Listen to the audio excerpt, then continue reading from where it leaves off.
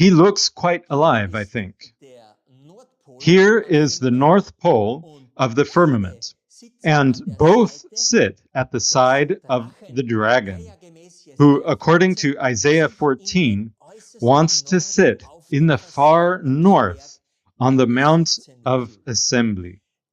This queen reminds one of a fairy tale where it says, "Mirror, mirror on the wall, who is the fairest of them all? I am the queen, no one else rules over me." And who else says that about himself? Satan, the once so beautiful light bearer who did not want anyone to rule over him. And sorrow comes when someone dies, but she does not want to grow old, even wants to be immortal and remain beautiful forever.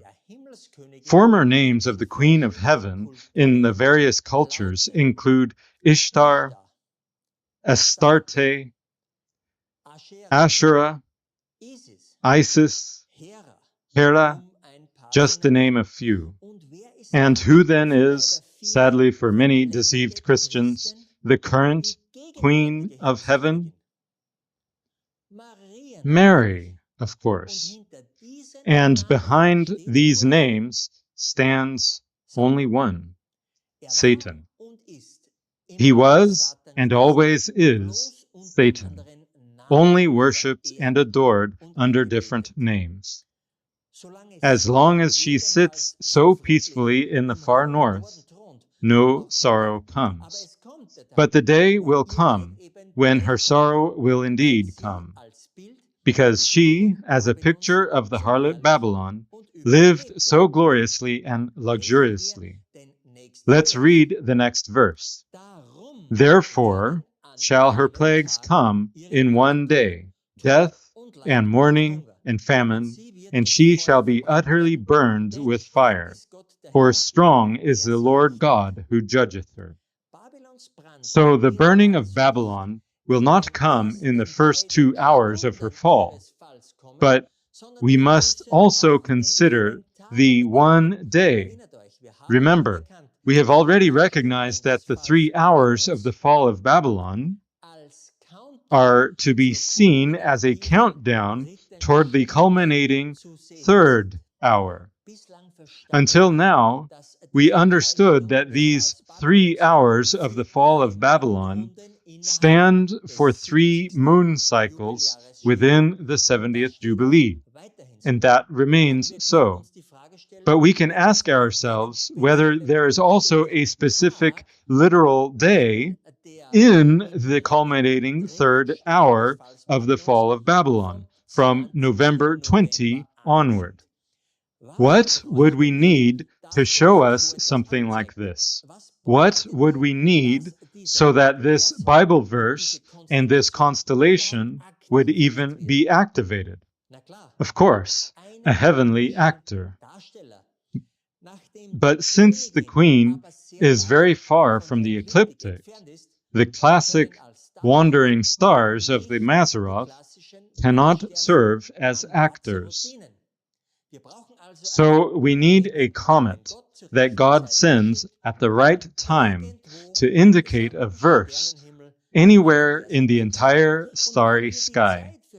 And because we understand the time when this verse has to unfold in the end time events, and also where, we can quite easily find out which comet reflects or activates this story in the Bible. For completeness, let's read here in Isaiah 14 a short biography of Lucifer, or Satan. How art thou fallen from heaven, O Lucifer, son of the morning? How art thou cut down to the ground, which didst weaken the nations? For thou hast said in thine heart, I will ascend into heaven. I will exalt my throne above the stars of God. I will sit also upon the mount of the congregation, in the sides of the north. I will ascend above the heights of the clouds. I will be like the Most High. Yet thou shalt be brought down to hell, to the sides of the pit. Just as we have the divine Trinity in the three distinct persons of the Father, the Son, and also the distinct person of the Holy Spirit, so Satan also has his Trinity. And here you see them depicted. The dragon, the would-be king, and the female would-be queen of heaven. Where does Satan go? We have read it. Into the sides of the pit. Or, as it says in Revelation 20, into the bottomless pit. We will still come to what, where, and when that will be. Which comet now activates this queen, so that we know when her day of sorrow will begin? Does this path look familiar to you? First, look here below. Here we have C2025K1, which we already used in our last videos when we introduced the call to the supper of the birds on October 8 to 10. Do you remember? In this video, we will see whether it was this angel at perihelion or whether there is another, better actor for this call. And we also said that this comet K1 does not represent anything good, because it even comes from the serpent bearer and the serpent. And now the path goes directly toward the Queen of Heaven. And in the region of Andromeda, it then remains and makes loops as if tying a button or knot into a string. And in the middle of the entire path is the dragon in his Trinity, as if he were enclosed and tied shut at the top. Well, I think you see and understand the picture that I want to point you toward. But let's go through it step by step. If we zoom in around the Queen of Heaven, we then see when she and her day of sorrow is activated. Look here at the right picture. It is December 1, 2025, when K1 activates this constellation. And that is exactly the day we found in one of the last videos, when Three-Eye Atlas, as the spirit of life from God, enters the candlestick point in Virgo. And at the same time, the constellation of Pisces stands on its feet. Please be sure to watch the video, The Sign of the Son of Man. Remember, from November 27, all telescopes are pointed at Three-Eye Atlas.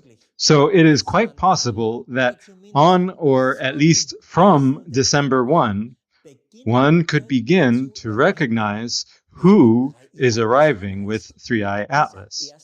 So this December 1 is the first day when the verse that the Queen is still without sorrow is activated. So here begins her countdown to the moment when her worry-free life will be over. The fall of Babylon is certainly also connected to when people recognize that it is Jesus who is coming in the clouds, and they can no longer deny it, ignore it, or hide it. Then people will realize that the end of the world has come. Then they will realize that their pastors and priests have lied to them. Then they will hate the harlot, and as a result, burn her. So we want to find out when the verse that describes the last worry-free days ends, and when her day of plagues can be expected. How long is K1 in the constellation of the seated Queen of Heaven. Interestingly, K1 will be in the constellation of the seated Queen until the evening of December 15. So from December 1 to December 15 or 16. Now we know the countdown of the remaining worry-free days of the Queen of Heaven. From December 16 onward, we must therefore expect the outpouring of her plagues on her day. And that will be the subject of Brother John's next video. This time frame falls directly into the larger time frame of the third hour of the fall of Babylon, which began on November 20. 7 days before all telescopes are pointed at Three-Eye Atlas. And we already know December 15 and 16 from one of the last videos as well. It is the moment when the second candlestick, as Virgo, also stands on her feet. You see, today we are coming from a completely different angle than in previous videos, following a completely different approach. And we end up at the same important dates.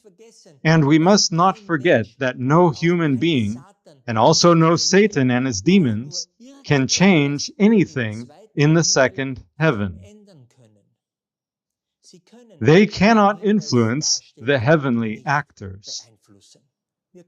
So we can summarize that we can expect the true midnight cry at the earliest from December 1 onward, when the virgins will gradually recognize who has come with Three-Eye Atlas, and from December 16 onward, which is also the cornerstone laying day, followed by the 5 days of the Hanukkah feast, things will become more than uncomfortable for Babylon, because the wrath of God can no longer be held back much longer. What is the reason for the fall of Babylon? It is likely that the Christians who have looked upward and the Christians who did not believe what Rome says will suddenly cry out, "The bridegroom is coming." According to this study, this is the time period of the midnight cry. In the same time period when the midnight cry sounds, such an escalation of things could occur that we might have a nuclear war in Europe. At the same time, the believers who look upward know that our redemption is near, and they call out in the midnight cry, "The bridegroom is coming." Fear and dread will spread. All people, even those who don't even read the news, will know what is happening on the earth and in the heavens. In this time, we must have hope that Jesus will redeem us very quickly. What comes next for Satan when K1 leaves the seated queen on December 15? If we zoom in here again, then we get this view. From this side, the comet K1 comes out of the Queen of Heaven and moves into the constellation of Andromeda. The comet remains in Andromeda until January 18, 2026, and something immediately catches our attention: the chain we see at her hand. Because when we see the chain, and already know the path of K1, which comes from the serpent bearer and the serpent and goes through the Queen of Heaven, then we cannot help but investigate the capture of Satan, which must be the next event that follows. And we find that in Revelation 20. Let's read. "And I saw an angel come down from heaven, having the key of the bottomless pit, and a great chain in his hand.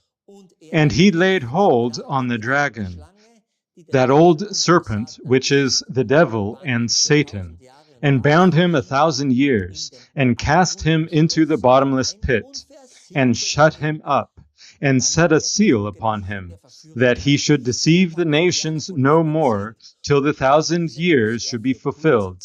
And after that he must be loosed a little season. The angel should be clear. It is K1 who activates Andromeda, and thus tells this story on the firmament. His path itself is like a chain around the dragon, as we already showed in a slide earlier.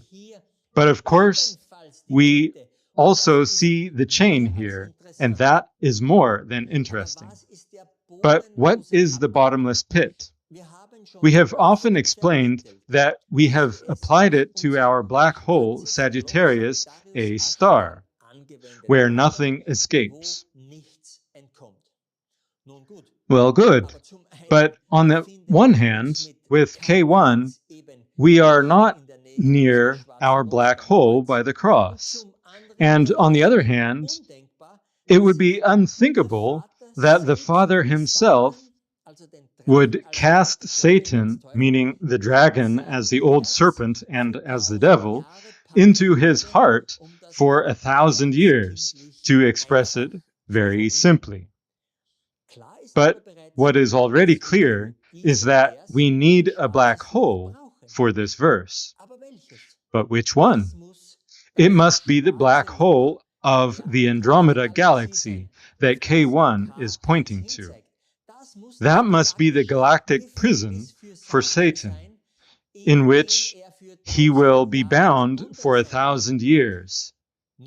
Just so that one can imagine it a little, our black hole is about 4 million solar masses, while the black hole in the center of the Andromeda galaxy is about 100 million solar masses.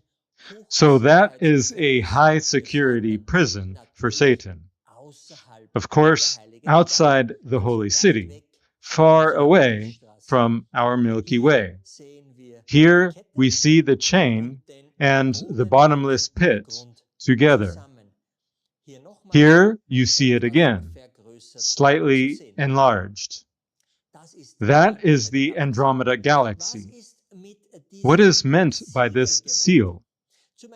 On the one hand, we see here the circular and spiral-shaped path of K1, which one could interpret as a seal. But we have discovered something else that is very interesting. Namely, on January 18, 2016, when K1 leaves Andromeda and thus ends the activation of these verses. Yes, we are here on the Mazzaroth and directly in front of the head of Capricornus. For he stands for Satan on the Mazzaroth as the goat Azazel, who at the end of the Day of Atonement was brought into the wilderness by a man specifically appointed for that purpose. And there Azazel, upon whom all the sins of the people had been placed, was thrown into the pit. This antitype must also be fulfilled at the end of the heavenly Day of Atonement. And here you see an unusual gathering of heavenly actors. The sun, the moon, Mars, Mercury, and Venus. I would say this really looks like a seal on the last day when K1 leaves Andromeda. And this seal is located directly above the head of Azazel. Whoever has not heard of Azazel may read more about it in Leviticus 16. But for completeness, we will read these 3 verses. And when he hath made an end of reconciling the holy place, and the tabernacle of the congregation, and the altar, he shall bring the live goat, And Aaron shall lay both his hands upon the head of the live goat, and confess over him all the iniquities of the children of Israel, and all their transgressions in all their sins, putting them upon the head of the goat, and shall send him away by the hand of a fit man into the wilderness.